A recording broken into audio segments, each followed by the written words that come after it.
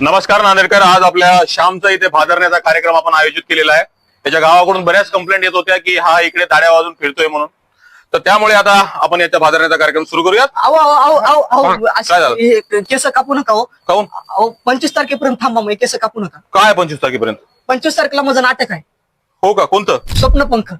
अरे काय नाटक करायला? कोण कोण करते नाटक? अहो, लेखक आणि दिग्दर्शक दिनेश कवडे सर. हो का? हा हो का? हा हा, मग त्याच्यानंतर जर नाटक झालं, किती वाजता संपणार आहे नाटक? संध्याकाळी 9च्या सुमारास संपन्न. 9 वाजता संपल्यानंतर मी कैची घेऊन येतो. तुझे मग मग चालेल ना?